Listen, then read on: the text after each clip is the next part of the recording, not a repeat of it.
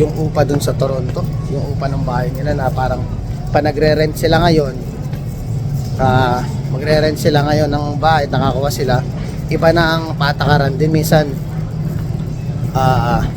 Parang ano na, ang usual na upa kasi ng bahay is parang uupa ka ng ano, ng 1 month advance saka 1 month deposit. Ngayon nata parang kinukuha, hindi ko lang sure sa lahat may narinig lang ako na nakwento doon, nilagay niya sa Facebook parang 3 months advance na daw ang hinihingi, tas 1 month deposit.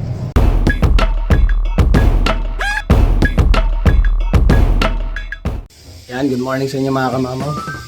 Hindi natuloy yung ano natin, yung lakad natin na dapat may interview tayo. Actually dapat ang ibablog natin ngayon is yung interview kasi natin si Mary Castillo ng Credit Counseling Society.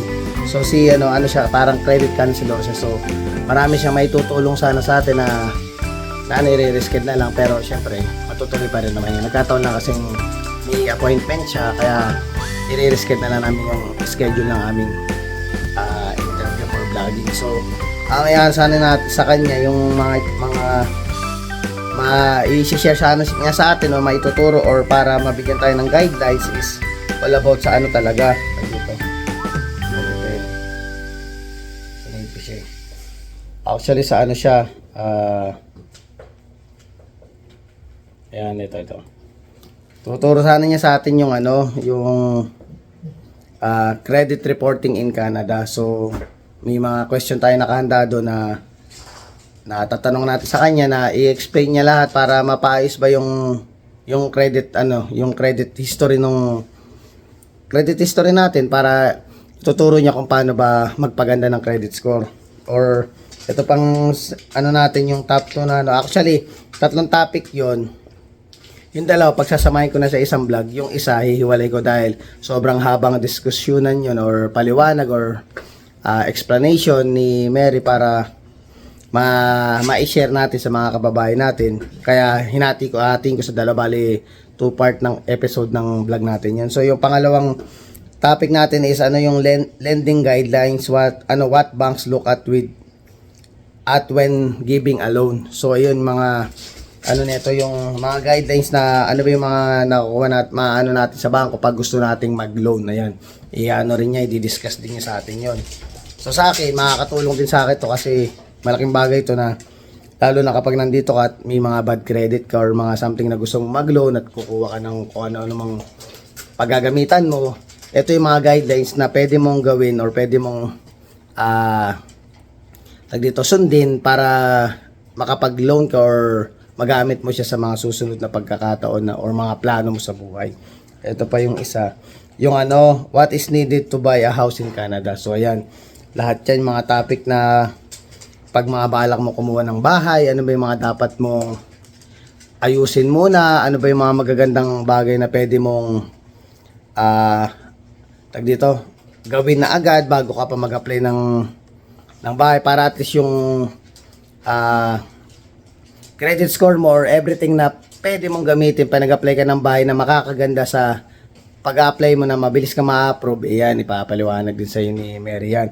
Tapos pala yun, tuloy na lang natin next time kasi talagang may appointment, hindi na tuloy, pero matutuloy pa rin yung mga mamaabangan nyo lang. And then ito pala, may nag-comment pala sa atin nung nakaraang vlog. Ito, basahin ko lang din. Kay at Lakay Sigab Vlog. Ayan.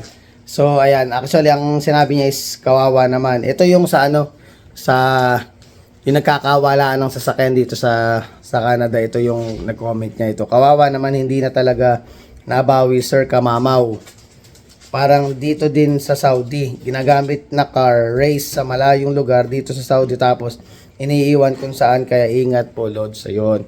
So nangyari din pala sa Saudi na may nagkakakuha na ng sasakyan tapos ginagamit sa car racing, tapos after they use the car, iiwan na nila kung saan. Kasi ganun yung nangyayari talaga actually mga kamamaw.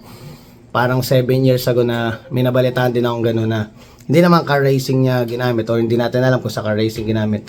Ginamit lang niya yung sasakyan, tapos after niya gamitin, iniwan na lang niya sa gilid ng parang farm or damuhan yung ano yung sasakyan after niyang gamitin, which is hindi naman talaga niya binenta, parang ginamit lang para bang hiniram tapos inano na lang, iniwan somewhere na lang, ganun ang nangyari. Pero ngayon nga may mga nababalita tayo na nawawala yung mga sasakyan, yung iba kinakahoy na, marami nang lumalabas sa Facebook na parang ganito yung ginagawa nila, ganito yung diskarte na ano. Kaya minsan nakakaano rin, may advantage tsaka disadvantage din yung mga natututunan o mga nakikita natin sa Facebook na on how to make this one, how to fix this one, mga ganun ba. Kasi minsan, napapansin ko lang, in realidad, ewan ko lang sa iba, kung sa inyo, sa akin, sa mga nakikita ko, may advantage tsaka disadvantage yung mga ganung klaseng video. Kasi minsan, nakakatulong kayo kung paano ayusin nga naman talaga yung ano. Totoo yun, paano ayusin yung sasakyan, paano nyo buksan yung mga nakakalimutan yung susi sa loob ng sasakyan, yung mga ganun ba na video. Pero may mga disadvantage din yun. Parang minsan, napapansin ko, parang yun nga nangyayari, natuturuan nyo yung mga tag dito, mga kawatan, kung paano buksan yung sasakyan nyo. Ganun ang nakikita ko na advantage at disadvantage. May natututunan kayo paano nyo makukuha ko yung talagang kaysa basagin nyo nga naman yung salamin. Ito yung way nyo para mabuksan yung sasakyan nyo. Pero ito, sa mga kawatan, yun yung way nila para matuto nila paano nila buksan yung sasakyan ng mabilisan. So, yun din yung mga sasabi ko sa nakikita ko sa vlog. Pero syempre, opinion ko lang yun, ewan ko lang sa inyo, pero para sa akin, yun yung nakikita ko. So, ngayon mga kamamaw, ano na lang, mag-grocery na lang ako, siguro bibili na lang ang pantinola dahil medyo naulan dito ngayon kaya parang masarap magsabaw mga kamamaw. Tara, samahan niyo ako sa pamamasyal. Shoutout din pala kay @lovelysset. So nag-comment siya dun sa new pathway natin na vlog na nagpe-pray siya na sana yung husband niya is mabunot for permanent residency in Jesus name. Ayan, dasal-dasal lang po talaga at baka naman swertein at palarin si husband niya na magkaroon ng permanent residency dito sa Canada. Maraming salamat po sa comment nyo. Then happy birthday din kay Ariel Dayag. Yan, sa katrabaho natin sa Copper House, sa kuya natin dito sa Canada. Yan, happy birthday kuya. Nag-celebrate na sila kahapon, so hindi nakapunta si Kamamaw dahil may pinuntahan siya. So happy birthday ulit kuya. Maraming salamat sa iyo. Yan, basta tayo. Kwento-kwento man tayo. Medyo pinalitan ko na ulit yung kulay ng buhok ko. Parang purple yung lumabas silver kasi ito Yan ito natin. Para kahit paano may bago naman kay Kamamaw. Kasi usual talaga mahilig ako magkulay kahit nung bata pa ako. Madalas ang kulayan ni mama ko ng buhok. So ngayon parang minsan nag-ano rin tayo na maiba man lang. Kahit ito man lang yung mga bagay na may makita kang bago sa iyo. Ayun, kukulay ako ng buhok. So nagpe-fade talaga siya pag silver siya, tapos mga ilang linggo lang kahit na nagsha-shampoo ka ng purple shampoo, ganun pa rin talaga, nagbablond pa rin, bumabalik pa rin yung bleach nung kulay ng buhok mo. So medyo pangat ang panahon. Yan, madilim ang kalangitan, malamig, kaya tayo naka-jacket na. Anytime soon mga kamama pwedeng may bumagsak na snow. Hindi ko nakita dun sa forecast pero talaga malapit at nalalapit na ang winter time. Buti na lang kahit paano nagpalit na tayo ng gulong, hindi na tayo mahihirapan sa padating na winter kasi all season naman tayo, all terrain yung nakuha nating gulong. Kasi nung nagpalit ng gulong ko yung inabutan pa tayo ng trend. Nung nagpalit ng gulong ko, chinek niya, sabi niya na parang anytime soon hindi na pwedeng pang winter yung gulong natin at sobrang nipis na. Yan, tapos ito may asikasuhin pa tayo bukas. Bahala ko magaan tayo papalit tayo ng yung trend. Papa-change oil tayo. Isang pang naabutan ka ng trend, mga it takes 10 to 15 minutes bago matapos yan. Minsan matagal pa. Ayun, kaya tayo magpapa-change oil na rin para gusto ko na lang ding asikasuhin din ba lahat bago dumating yung winter. Mahirap yung gagawin mo pag winter time na mga kamamo. Hassle talaga pag dumating ang winter tas doon mo gagawin lahat. At the same time, syempre yung mga mag-aayos nung sasakyan mo, medyo siya, busy din yun. Tapos ang hirap ang kumuha ng parking dito sa ano. Kasi dito ako nagpapa-change oil dito sa may malapit sa amin. Parang drive-thru lang siya. Kaso nga lang kung winter time, naku, napakahirap makasingit. Kasi bago matapos yung sa change oil, pag nagpa-change oil ka sa kanila, pipila ka pa dyan. So pag pila malapit, like for example, kung pang-apat ka pa sa pila, aabuti ka pa ng 1 hour dyan. Ganun siya katagal. Ayan, huminto yung ano, huminto yung tren. Kung naglikuan lahat ng mga sasakyan, no? Ayan, kaalisan sila. Di ko alam kung ano nangyari dito. Check muna natin mga kamamaw. Yan mga kamamaw, lumipat ako ng pwesto, pero still the same. Umikot ako sa may kabilang side, still the same, hindi siya gumagalaw. So at least dito sa may dulo na, malapit na yung dulo. Ito na yung dulo ng ano eh, ng tren eh. Pag gumalaw pa to ng konti, magbubukas na to anytime. Yan. Talagang pag yung nagmamadali ka, natapatan ka, katulad ng mga times na nung nasa kabilang bahay pa ako, nung inupahan din ako, daanan din siya ng tren.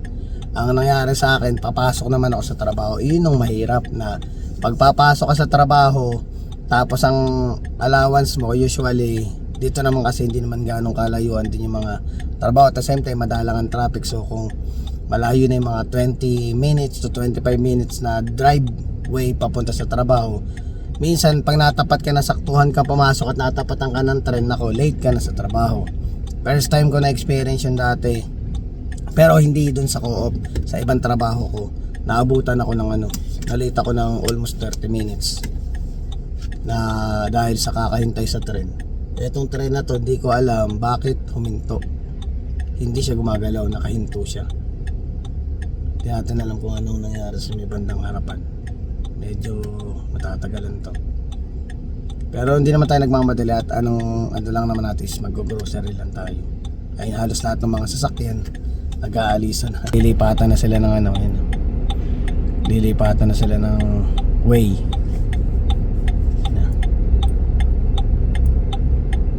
Saka dito mga kamamaw, hindi uso masyado yung mga nagbubusina, yung bubusinahan ka. Madalang lang yun. Kumbaga pag nabusinahan ka, talagang siguro pasaway ka o yung nagmamadali na sa likod din lang ano. Pero other than that, hindi siya yung katulad nung sa Pilipinas na parang normal lang ang busina. Dito hindi. Pag nabusinahan ka, may something. It's either yun nga yung napaliwanag natin na nagmamadali talaga siya, or yung may mali kang nagawa. Yun lang ang ano, yun lang ang maririnig mong may magbubusina sa'yo. Yan, sa wakas nakarating din. Naabot din ng ano, naabot ng mga 20 minutes eh. Parang may nasira din sa ano eh, parang may nasira din sa tren siguro na ano, sa may harapan o parang sa dadaanan niya sa nagpapalabig sa mapapap. Ay, ang lamig na. Ay, pag tumatanda ka mga kapapag, mas mararamdaman mo na ayaw mo na ng malamig. Nung time na dumating ako dito, like 9 years ago, dumating ako dito, ang sarap pa, gusto ko palagi. Kasi actually talaga, nung nasa Pilipinas ako, gusto ko palagi nasa malamig ako kasi nga mainit nga sa Pilipinas, di ba? So nung napunta ako dito sa Canada, gusto ko yung malamig. Talagang minsan winter time, naka-electric fan pa ako. Kahit sabihin mo may heater sa bahay, nag-electric fan pa rin ako kasi gusto ko yung lamig ng hangin. Ngayon mga kamamaw, na nagkakaedad ka na, wala pa yung talagang totaling winter, katulad na ito ngayon, nilalamig na rin ako. So nag-iiba na rin yung ano, kapag nagkakaedad ka. Mga kamamaw, bumili na tayo ng ceiling green at ng spinach. Sayote nahanap natin ngayon. Medyo malakas yung sounds dito sa loob eh. Sana hindi tayo maka-copyright. Hanap tayo sayote. Hanap tayo sayote dito. Ayan, sayote. Huwag tayo makahanap.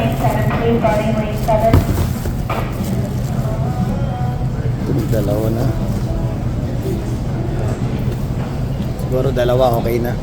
Sakto na yung dalawa kasi hindi naman din ako sorry. Hindi rin ako kumakain ng sayote masyado.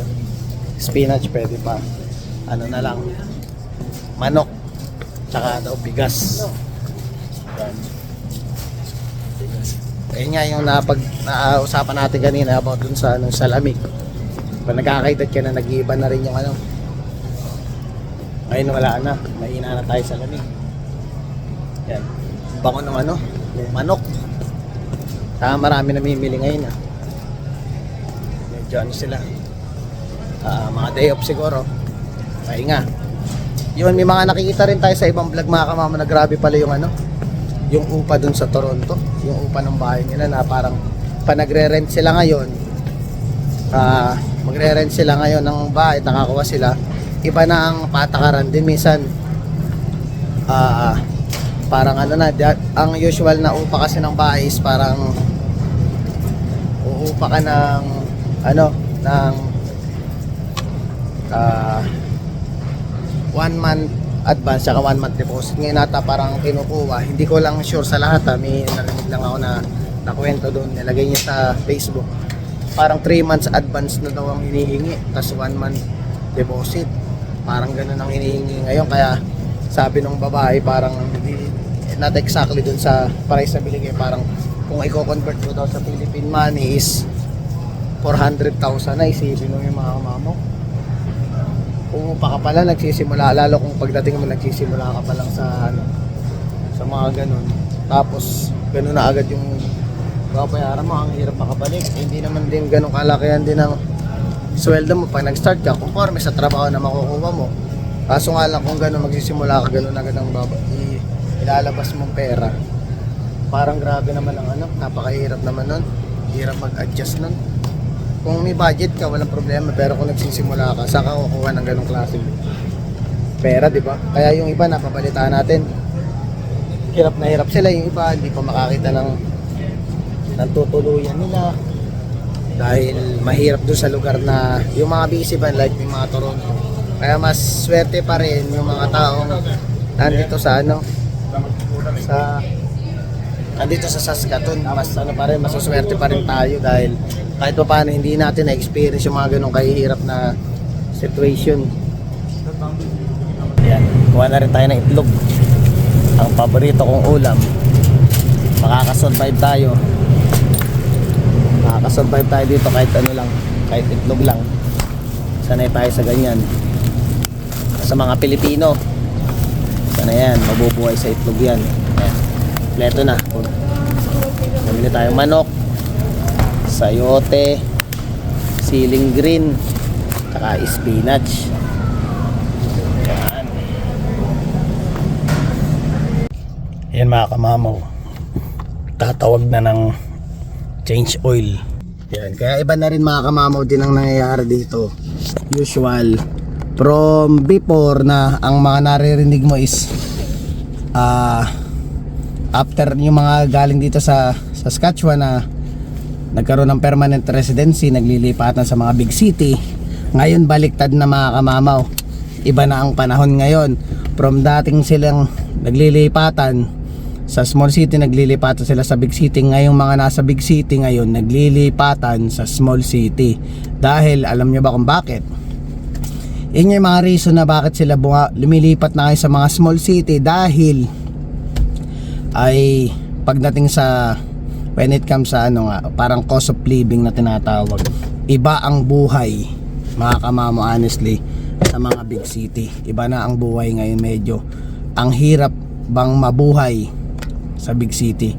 Hindi talaga kakayanin ng mga parang mga simpleng trabahador o mga mamamayan na makasurvive sa cost of living sa mga big city ngayon dito sa Canada. Kaya yung iba naglilipatan, hindi lang nakikita natin sa balita, mismo naririnig natin sa bibig ng mga nakakausap natin o mga nakakasalamuha natin dito sa Saskatoon or mga kaibigan natin na andun sa mga big city. Nakakausap natin sila na talagang ang hirap mabuhay ngayon sa pwesto nila ngayon, kaya naglilipatan sila. Tsaka at the same time, masasabi ko mga kamama, medyo mahal man yung mga bilihin dito sa Saskatoon, pero sa ibang bagay makikita mo yung difference na makakamura ka talaga, na mas masusustain mo yung mga pangangailangan mo. At the same time, kahit papaano siguro may maiipon ka pa rin kahit papaano para maipadala sa pamilya mo sa Pilipinas. Kaya yung iba, yung Dream City ba na tinatawag, My Dream City, My Dreamland, marang mga ganun ba, ngayon lumilipat na sila, na nandun na tayo sa point na parang battle of the fittest ang dating. Ang kailangan maging matalino ka, maging wise ka sa mga bagay-bagay. Kung sa tingin mo dito ka sa small city makakakuha ng trabaho din, madali naman din kahit paano kung lalo kung skilled ka naman.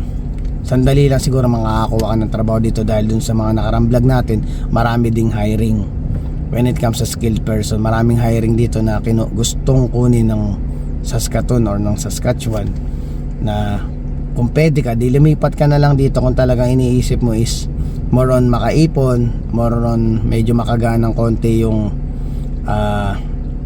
way of living mo, lalo na sa mga pag-upa ng bahay, dahil ang pagbili din ng bahay sa mga big city hindi rin basta-basta. Kailangan talaga nasa, kahit even ako siguro sa trabaho ko, hindi ko kakayanin makapag-apply ng trabaho. Kahit dito pa nga lang medyo nag-a-adjust pa tayo, pero ibig sabihin dun sa sinusweldo natin ngayon, hindi kakayanin ng rate natin para makakuha tayo ng bahay sa mga big city. Kung dito kahit pa paano may chance pa tayo. Kaya kayo yung mga isip-isip din kayo kung baka sakaling pag-isipan nyo, lipat na lang muna kayo sa small city. Marami namang opportunity dito na makukuha nyo. I-try nyo lang din.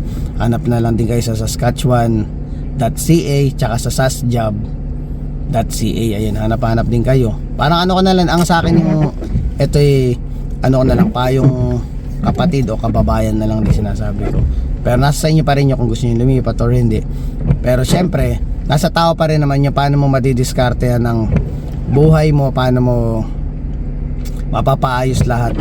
Nasa sa inyo pa rin yun kung paano nyo yung pamamalakad nyo sa nyo, lalo sa paghawak nyo sa pera. So ayan mga kamamaw, na ko lang na grabe na kahit ako iniisip ko makakasurvive ba ako kung nandun ako sa big city.